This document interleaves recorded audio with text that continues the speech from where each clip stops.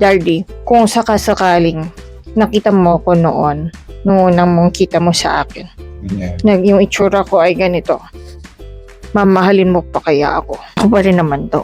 Sabihin mo ang totoo. Gusto mo ba ako? Bakit ayaw mo sumagot? Yan po ang tunay kong jawline. Kita pa rin naman siya kahit papaano. Just to show na meron po talagang science ang beauty. Meron talaga. And research shows na meron palang bodily proportions tayong hinahanap sa isang tao para ma-regard mo as someone to be beautiful. Oh, daddy, diba? Nagbabasa tayo niyan. And kanina, pinakita ko ang kakaibang ratio ng aking ng aking katawan kay daddy. And nakita niyo naman ang takot niya sa itsura ko. Kumbaga, scientifically speaking, yung naging response po niya, hindi yun favorable para sa isang lalaki to marry someone na ganun ang proportion. Okay? Let's be scientific with our terms, proportion. Kasi pala, yung ating bodies, yung ating potential mates, tinitingnan pala nila yung proportion ng body natin if it is pasok dun sa healthy. Kasi ang goal nga subconsciously ng ating mga ancestors na naipasa up to now is mag-proliferate para mag-survive yung species. Kumbaga, tinitingnan nila kung yung isang person ba na gusto nilang maging kaakibat sa buhay would survive yung buhay nila na gagawin together. Makakapagkaroon ba siya ng babies? Fitting ba yung kanyang katawan for that? Hence, mas gusto pala ng mga nasa culture yung maliit yung waist compared sa hips na ratio. So, yan yung isa sa mga nakita sa studies, yung manipis yung waist, malaki yung baywang, thinking sa subconscious nila na itong ganitong itsura ng female is more fecund or mas pwede magkaroon ng babies. Kasi pagka mas maliit yung hips nila, mas may tendency silang magkaroon ng mga anak. Kasi pag mas malaki, mas prone magkaroon ng sakit like cardiovascular disease. Yun nga, yung mga bilugan ng katawan. Malapit na ako dun. Ayun. Tapos, meron pa po, halimbawa, red lips, bright skin. Gusto ito ng mga tao, diba? Kasi po, ito po ay mga senyales na healthy yung katawan ng tao at hindi siya sakitin. Isa pa sa mga nabasa ko, daddy, pag mahaba yung legs mo sa ibang cultures, preferable to. Kasi, ibig sabihin nun, nung kabataan nila, hindi sila sakitin. Which is saying na itong tao na ito ay nag-develop ng maayos. So may preference po yung karamihan sa across the world na yun ang gusto natin. Yung mahaba yung legs, di ba? Meron pang cartoons, daddy long legs, di ba? Oo, kasi pala, meron pala tong science pala. Yes, may advantage pala siya sa evolution natin. Pero meron yung sinabi dun sa article na nabasa ko, scientific article po siya, na sa ibang tribes na mga secluded na hindi sila naapektuhan ng Western culture, sila pala ay iba din ang version nila ng maganda. Like, sa isang certain tribe, kalimutan ko po yung names ng tribes mas gusto nila yung mas mataba na babae. Tapos, inaral nila, ano bang mayroon dito? Ba't nila mas gusto yung medyo malaki yung waist compared sa hips na ratio? Kasi sinabi doon sa article, ang tinitingnan ng mga researchers ay probably tinitingnan ng mga kalalakihan kung mag-survive yung kanilang mapapipiling partner in times of famine. So may advantage sa kanila na mas malaki ang storage mo ng taba. Okay. Oh. May example ako dyan, mami.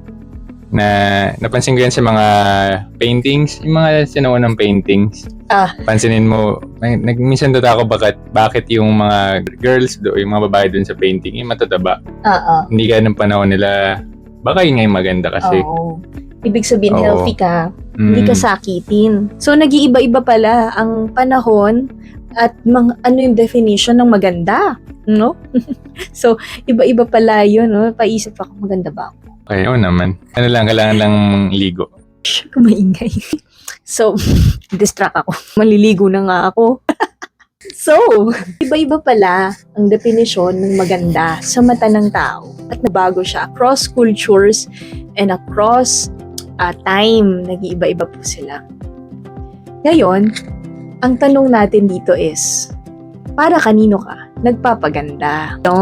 Kasi if you remember our topic last week, ito po ay may kinalaman sa pagdadamit at sa pagpapakita ng ating katawan. And nagdi-differ din po ang different cultures with regards to paano nila ini-interpret kung ano ang ibig sabihin ng iyong pananamit. Nabasa ko rin po iyan, iba-iba din pala. Pero dito sa ating nasa Pilipinas po tayo, granting na kayo po ay Pinoy at ang aming kinakausap ay nasa modern culture po natin ngayon sa Philippines. Yan, na hindi kayo masyadong nalalayo sa ibang mga kultura. Meron po tayong pagkakaintindi kung ano yung sa ating kultura, kung ano yung more or less ito yung maganda, ito yung pangit, ito rin yung mga nakaka-sexually arouse ng mga behavior at pananamit.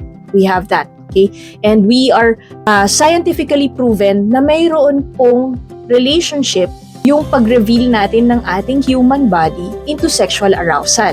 Kasi nga, yun talaga siya. Yun yung scientific effect na kapag nagpakita ka ng katawan, yung ating counterparts of different genders, babae man o lalaki, na-arouse sila. So, hindi lamang po ito pang lalaki or pang babae lamang or for whatever gender you identify yourself to be in.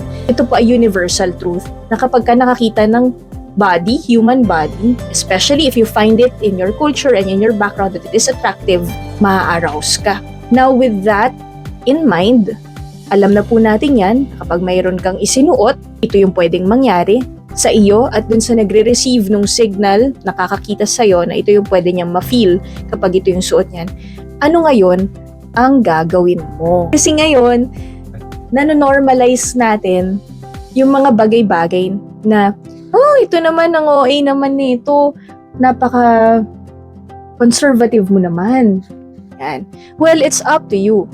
It's up to you kung napaka-conservative ba or napaka-revealing ng isang bagay kasi ultimately, ikaw ang nakakaalam ng intentions mo.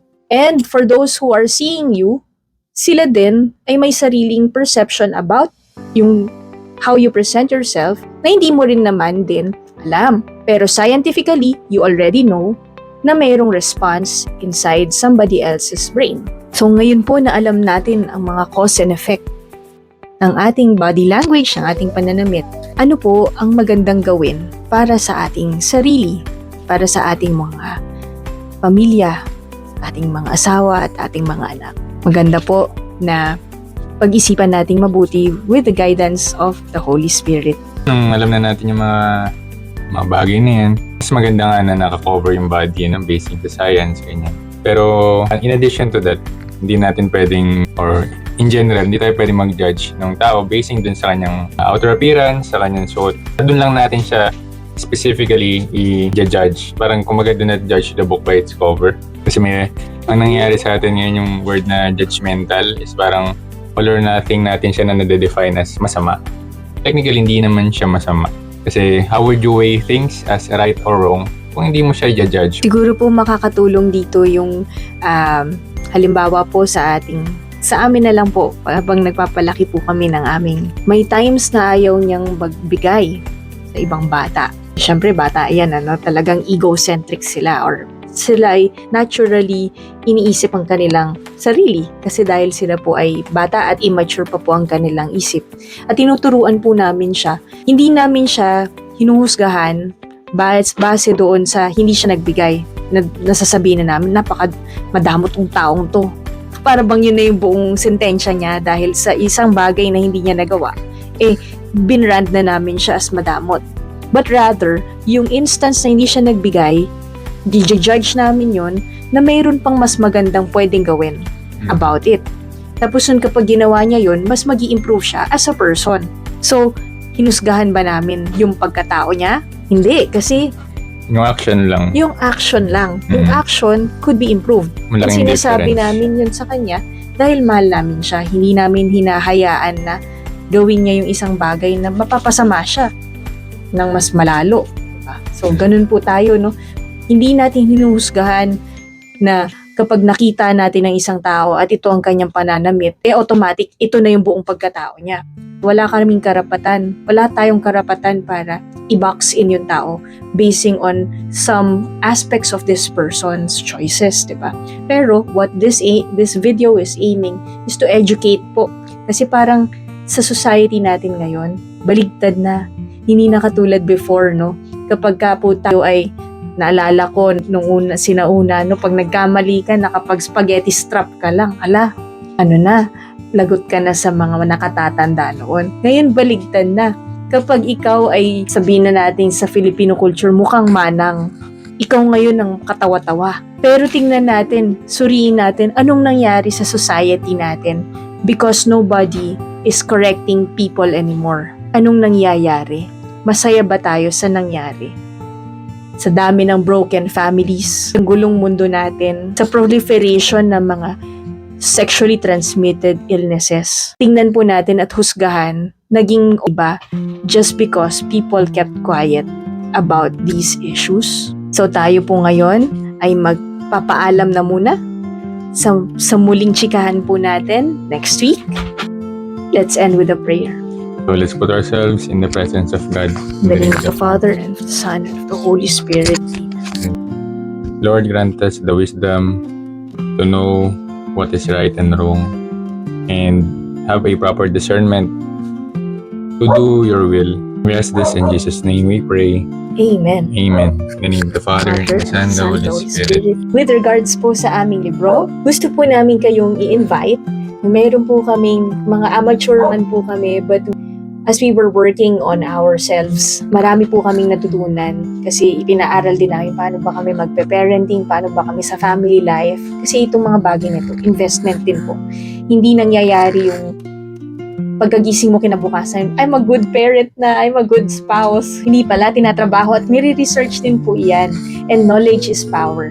And if you are one of us na gusto pong mag-improve as people, na we really need help, no, from each other, meron po kaming ginawa. Kinumpile po namin yung mga nabasa naming mga researchers and mga stories po na alam po namin. And we turned it into a book. Watch out for it. Isi-post po namin within the week.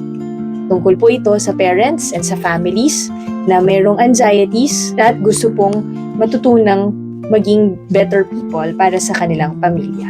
Maraming salamat po.